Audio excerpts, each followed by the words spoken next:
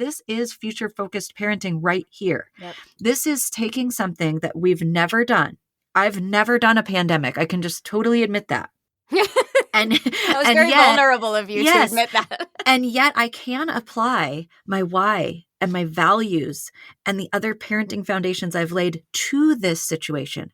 That's what future-focused parenting is. It's taking your why, taking your values and going, wow, I've never dealt with this, but I can rest on my why and my values to know what I can bring into the situation. Mm-hmm. That's exactly what helps us not feel like that game of whack-a-mole and like we're always on our heels. It can help us get back to feeling on top of it because the principles still apply, which is what I was saying at the top. That's consistent. The respect, the honoring of different choices, the kindness, the empathy. We bring that even though this situation I've never seen in my life. Welcome to Raising Adults, the groundbreaking parenting podcast that starts with the end in mind. We're your co-hosts, Deana Thayer and Kira Dorian. We created future-focused parenting to take families from surviving to thriving. So join us as we help you stop raising kids and start raising adults.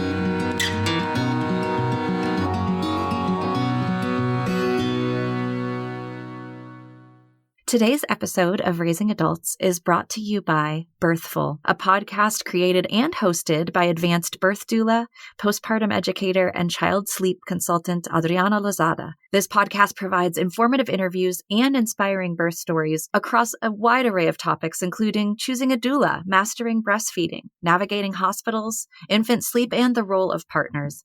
Adriana crafts every episode with an eye for curating information while offering real-world examples, aiming to take some of the anxiety away from a transformational experience that can be both magical and overwhelming. Ultimately, Birthful wants all new and expectant parents to have the empowering births and nourishing postpartum experiences they deserve. Birthful gives listeners tools to inform their intuition. Find it on Twitter, Instagram, and Facebook, and listen to Birthful on Apple Podcasts, Spotify, Amazon Music, and everywhere you get your podcasts. Head to birthful.com for the full Birthful experience. Hello, future-focused parents. Welcome to another episode of Raising Adults, brought to you dually from the laundry room and the coat closet. And we are looking forward to sharing with you today, I think, a question that's probably on many parents' minds. And you are going to get to hear from real-world examples and a couple of moms who have this question themselves. That'd be us. Okay. So, Kira, how are you? Spoiler alert. I'm doing okay. I'm doing okay, but today's topic is really real for me. Like re-entry is real. It's been interesting, so I'm glad we're going to get to talk about it. How are you? Me too. I'm well, thank you. Cozy as can be and ready to talk about this, and not sure I'll have as much to bring to the table, but I have been told possibly otherwise. I mean, before we recorded, even Kira had some questions for me that made me think. So I'm like, well, maybe with Kira's amazing I have a question, I will be able to share things that are actually helpful to advance this conversation forward. Who knows? I have no doubt that you will. But yes, I guess it's true. You aren't re-entering. You remain entered. Yes. Yes. You never left. I never left. But still, I have to navigate people who are re-entering and want my kids to do that with grace as well. So that counts. Yeah, I mean, I think that's the real thing that we need to talk about today is this episode stemmed from an experience that we had recently, and I called Deana and was like, hey, I think we should talk about this because our listeners are all going to be in different arenas around how they navigated COVID.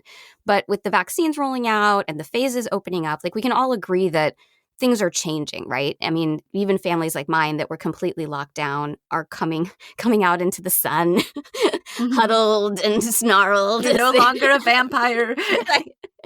Right. So we have to look at that, right? But what happened that was so interesting was that my kids, have been very locked down. Our family has been very locked down.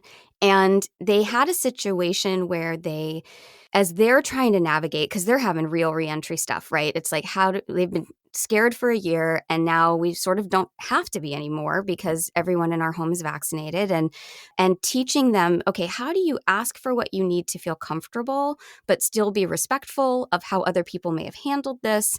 That's actually like this really fine line. And we had this situation where they were just struggling. I mean, they're 9, right? And they're trying to figure out, how do I follow the safety rules that my parents have put out for us as we go into the world. I don't want to lose my freedom again, I think is what they're thinking, right? I want to be able to keep being out in the world.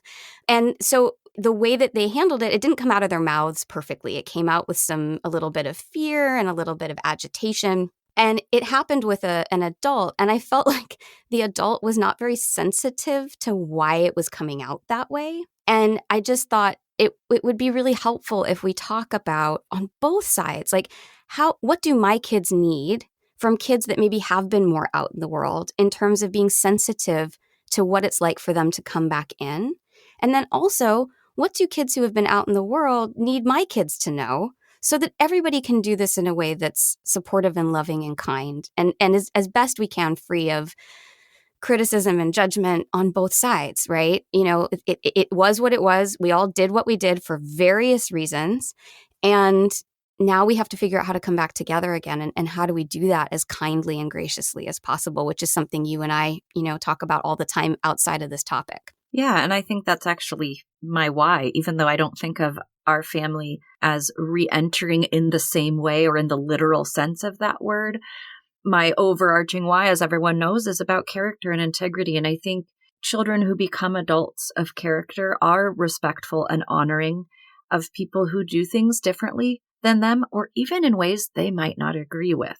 And so I think the whole pandemic has been a really beautiful exercise in practicing that, because we have to make space for respect and honoring of choices that might be very different from ours. And I think this piece of it will be similar. So in some ways, it's actually consistent from how we talked about interacting during the pandemic. There's still got to be a lot of respect for doing reentry differently, but also that for some people, it's actual reentry and they have residual fear about that and concerns and may have needs and may need to do it in a more gradual stair-stepped approach. And other people are just like, hooray, I can take my mask off, right? They're just like leaping through the streets. Well, that's different. So I think that was really a beautiful segue, because to me, this is why we need to have that conversation, is how do we maintain and keep consistent that respect and honoring of others' choices that was so important to display while we were really in the throes of this. And then as we emerge, guess what? That part can't leave. Right. Exactly. Because the thing is, like, we don't really know why people make the choices that they make. We don't, if we're not in their shoes, we can't really understand. And it's just, especially when it comes to our kids, like, we can say whatever we want about adults, but this is a parenting podcast. Like, we need to raise our kiddos to be the people who are kind to each other and gentle with each other as we all come back together. Because that's the world I want to live in. I'm not crazy about the world we're in right now, to be totally honest with you. That's fair. Yeah, and I don't think anybody is, right? And so I think that we have an opportunity to really help our kids experience empathy and kindness and, a little bit of critical thinking as well. Like, really trying to understand, okay, that family did it differently to me. Why? What was going on for that family that looks different than my family? We did a lot of talking about that. Our family was in a rather unique situation, having a high-risk individual in our house. That's not the same as everyone else. And so a lot of our conversations were around that. Like, guys, what you're seeing, it's those families are different. They have a different situation. And so we can't look at them and be mad at them or angry at them. They're in a completely different boat than we are. And so we need to understand our situation and be okay with our situation, and also, be respectful of the choices other people are making. So I think we need to do that with reentry too. And I will say, just for people that maybe aren't having reentry, it's like an actual psychological thing. I mean, it is bizarre to go from living in a state of fear to having to start to unravel that when you've been thinking one way for so long and you've developed habits and patterns around that way of thinking, and then you don't have to do that anymore. It's very challenging to kind of get your brain to just overnight make those changes. If you think about just the little things you do that have nothing to do with the pandemic, but little habits that you have, what you do in the morning or what you do in the shower or whatever. And if you just overnight suddenly didn't have to do it that way anymore and were actually didn't want to and had to make that change, you'd find that was hard for your brain to calibrate. And so that's, I think, what people who have reentry issues are dealing with, is that their brain hasn't fully recalibrated yet. And some patience with us would be really appreciated. Mm-hmm. You know? Well, and I think you've hit on something that I hadn't even thought about until just now, which is that there really does have to be sensitivity on both sides. I was thinking, this is so much more challenging for people who are actually re-entering. And then what I was realizing is there's some real challenges for how to adjust for the people who have been in the world. So here's what I mean by that. I was thinking about some of the things that have been in place that are starting to go away, and that only the people who've been out in the world have seen those. And so some people are going to reemerge into a store that doesn't have decals every 6 feet or doesn't have all the plastic shields and never have known what it was like to go out and feel like you were in a zombie apocalypse. Sure. Yeah. And absolutely. I know this happened to me just the other day. I went to the bank and there weren't plastic full length 6 feet tall shields between the ATMs. And I was really happy. I thought, it's a sign. But I was just thinking how interesting that some people will have never seen the progression of that going away and the little collective sigh of relief that's happened for people who have been in the world with it looking so different. And then it's starting to look a little bit like it did a year and a half ago, just in little teeny ways. And those who have been in and locked down have never even seen that. And so we're all dealing with like those little tastes of joy, like things are happening. It's progress. Not to say that's hard. That's actually really happy. But I had never thought about that. There's going to be some kind things of trauma those right? families have never seen. And it still was traumatic to be in the world and have it look so different too. Is that making any sense? Oh my gosh, it makes perfect sense. This is what I'm saying. It's like everyone had their own version of trauma. And even people who moved through the world as if, really nothing was going on, had those experiences of seeing things that told them that something was going on. So how do we be sensitive to each other and especially our kids? So they're, my kids are going back to school and they're going to be with a bunch of classmates of different experiences. And so different levels of comfort with masking, they did a little bridge week where they got to practice going to school and learn all the new rules of school. And one of the things they got to practice was, how do you ask someone to put their mask on or pull their mask up if you're uncomfortable? And I love that they gave them an opportunity to practice that. But, that's a great example. Some kids aren't going to be uncomfortable.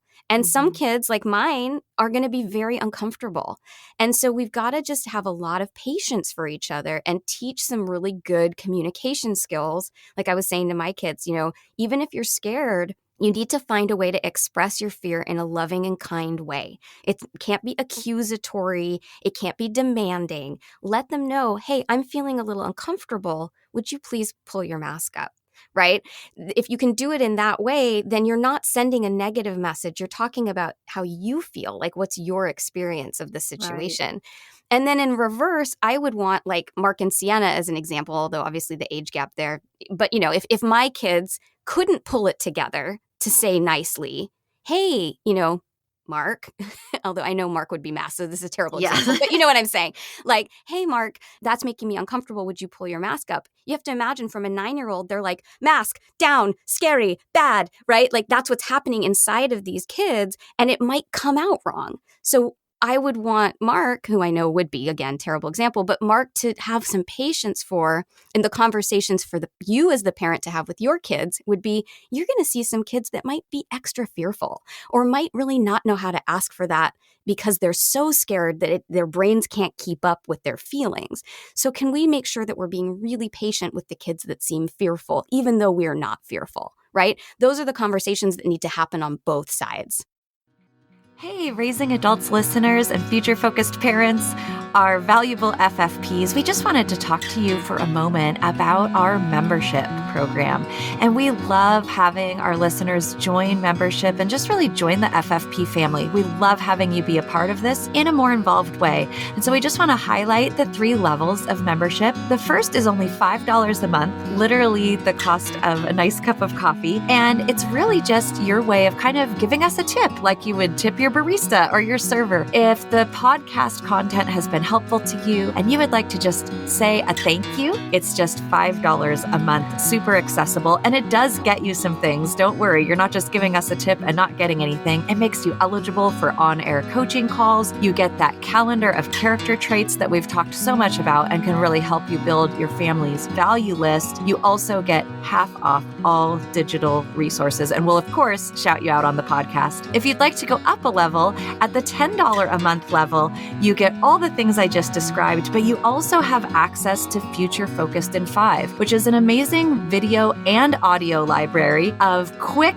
short, accessible parenting topics. We cover a topic and give you some strategic tips in 5 minutes or less. And you can access those by video, but we know you're podcast listeners, so if you prefer to listen, there's an audio version as well. Then in that final tier, which is $20 a month, you get access to us. You get a monthly call with Q&A with Deana and I to ask any parenting questions that have come up that month. You get to connect with other FFPs in a private Facebook group, and you get access to all of our online content, all of our digital resources totally for free. So if you've been interested in any of those, this is a great way to get in. So do check out all the different membership tiers that are available to you. We'd love to have you be a part of the FFP family. You can join us by going to futurefocusedparenting.com and click on the membership tab. We really hope you'll join us soon.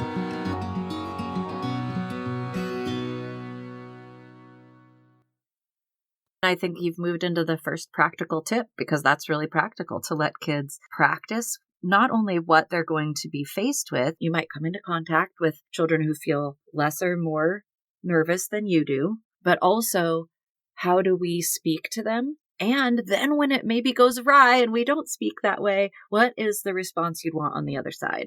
So I think that is the first practical tip. You've got to be talking about those things. And this has been really interesting for me because, and I think this happens for everyone on their parenting journey at some point, but I actually even did this a little different from my own kids. So we've had to have conversations about what's comfortable and what isn't for each of us. And so I think family, again, I know we've said this several times over the years, but family is the best and safest place to practice this stuff. And so if you are comfortable with role playing, or even if you're not, learning to ask what you need from your own family members can feel a lot less intimidating. So I would encourage families to be modeling that, but also rehearsing it, because until they're faced with a situation like you're two actually in school, it's a little bit foreign to even have that conversation. So getting to practice with people who love you and will be super patient with you if you don't get it right or your tone isn't great is such a great place to start. Yeah. And that's both sides, right? So if you're a family that's maybe been much more comfortably out in the world, practice a scenario where a kid like mine gets a little bit freaked out and controlling. And how do you want your kids to experience that? Notice what they're seeing, recognize, that might not be about me. That might be about what's going on for this kid. What would I want you to say in that situation? And vice versa, right? How do I, I'd be practicing with my kids. How do you ask kindly? And, all the things I've already said. Both sides can be doing this. And isn't it interesting, Deana, how we say all the time that it looks the same on both sides? Like the parenting responsibility, right? It's just like with you and I, oftentimes our whys are different, but our hows look the same. This is a great example of that. The why, of the choices we made during the pandemic are totally different. You and I too. I mean, completely different. Mm-hmm. And yet I will say, I want to give a shout out to my co-host. Okay. I'm going to get teary, but I don't know what it's like on your end, Deana. I can only speak to my end. I have relationships that will never heal from this. People who just couldn't get there, couldn't understand our situation and why we were making the choices we were and the feelings that came up for us and all of that. And Deana was always someone who did and always made me feel comfortable, always made me feel safe, even though you navigated it differently than I did. When we were together, you were always so willing to show up for me. And you know what, listeners? That's the point here. It doesn't matter how we did this. It matters how we show up for each other. And just like everything we talk about and the places where you and I are different, it's not about the difference. It's about how we engage with the difference. How do we treat each other with the difference? And we had a listener who said, and I love this, that Deana and I agree on how we treat each other. Like it's one of the places where we're not different. We may come from totally different angles, but we are absolutely in agreement about how do we treat each other. Not just Deana and I, but how do we treat other people? And I think that that's the key here, right? Is like looking at how do we make sure that our kids are engaging and trying to understand that you can do something differently and still be loving and supportive of what's happening for your friend. Well, thank you for saying that. And I agree. I think it's so true. And I think another principle applies here, and it's one we've talked about in our family because we have moved through the world even during this time, and not everybody has, is it reminds me, I think it was a story you shared about deciding about whether one of your children would wear a life jacket, but it was this principle of whichever parent was least comfortable wins. Yeah, whoever's most nervous wins. Yes. And I think that's been really helpful in this time because even, and it's funny because I think we talked about a long time ago, part of why I'm not nervous is because I'm nervous. So, right. Yeah. Like I have to try to do my life or I'll get too anxious and it won't be pretty. But the thing there is if somebody is more uncomfortable than you, your child, a classmate, etc., how can we raise adults who defer to that and say, I know what it's like to feel uncomfortable. I would want grace and support and validity for that feeling, and then to offer that to that person. I think that's such an important overarching principle. And even though that was just a really anecdotal story, I think the principle underneath the life jacket story really works here. And I think as parents are practicing these conversations, as all of our kids, teens, little ones move out into the world coming from all these different experiences, that can be helpful too. Yes, we've got to talk about both sides, but I think if we're going to pick one to err on, that's a really safe one to err on.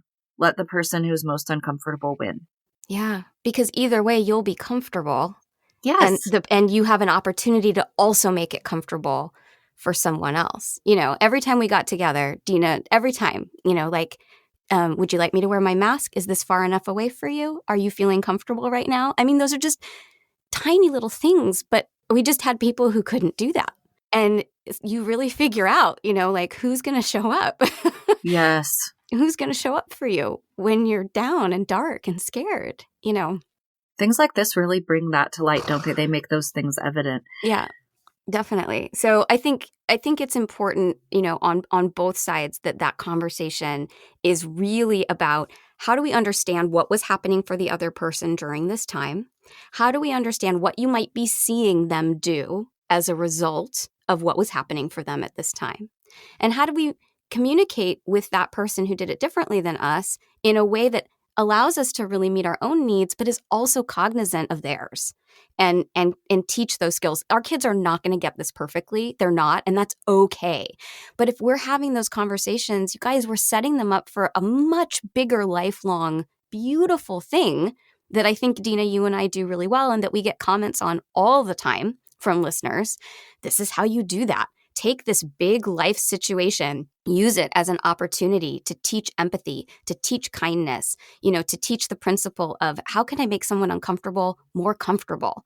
And that might be in reverse. That might be there might be a situation where my kids aren't the ones that are uncomfortable. Where actually they're making someone else feel comfortable and they would feel okay. And how do we do that? I mean, this is both sides. It's the exact same how, just different perspectives of that how. Yeah, and it might even go sometimes one step further to where in order to make someone feel comfortable, I need to feel a little uncomfortable.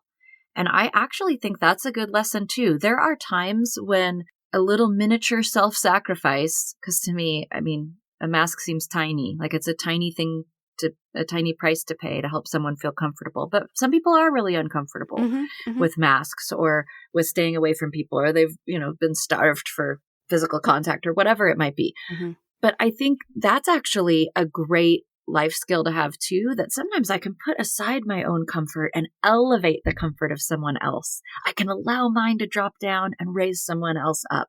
Now, should we do that all the time and for everything? No, we'll all become doormats. It's okay to ask for your needs to be met and to ask for things that make you comfortable. But I think this has been such a good exercise in a really small yet practical way to practice some self-sacrifice, if that makes sense. Like, that seems like too strong of a word, but I think you know what I mean. I know exactly what you mean. How do we give a little? Yes. How do we give a little? Thank you. That's much better. And that's a wonderful life skill, because honestly, that's what friendship is. Sometimes I was just talking to a friend of mine the other day. It's like, sometimes I'm going to take more from the friendship. Sometimes I'm going to give more to the friendship. That's what that looks like. And so how do we teach our kids? It's okay to give a little sometimes if that's going to help your friend feel better. Yeah. And then I think, the final thing that we need to talk about is just the putting aside the interactions between the kids, but how do we support kids that are re-entering as their parents, right? So not kid to kid, but like as I watch my kids re-enter and they're unpacking. And, you've got little kids, right, that like don't remember a life before the pandemic. You've got older kids that do remember a life before the pandemic, and how are we kind of helping them? And I think it comes right back to those three N's every step of the way. We have to help them name what's happening for them. Like, wow, I think maybe you're struggling with re-entry. That makes sense to me. I am too. This is really hard. And it stinks that like the grownups don't even really know how to do this. I think that's one of the challenges of the pandemic. It's not like, Deana, you and I have ever done a pandemic before. So, walking our kids through that, it's not the same as like, oh yeah, I remember when I was a kid. Nope, never done it before. Allowing all of us to sit in that and the discomfort of that and go, we've never done this before. So you know what? The feelings that are coming up, they're probably really valid and they're probably really normal. And this might take some time, and that's okay. Please, parents, be patient with your children. Even kids that have been out in the world, if they have not been at school and they're suddenly at school and there's all these rules and school looks totally different than it did before, you guys, they're going to have some feels about that. So we have to be slow and patient and loving and brace ourselves. And I know none of us have anything left. Like, my tank is empty.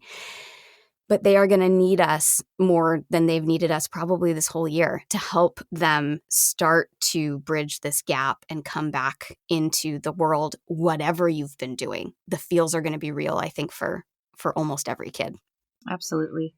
And I think to just bring that home, two little practical things. One is tiny and one is big, guys. The tiny practical thing is when those interactions are hard, if they are with peers or classmates for the first time in a long time and there is something tricky or they really don't understand and maybe even are frustrated, like, I just don't even get how they could feel that way about this.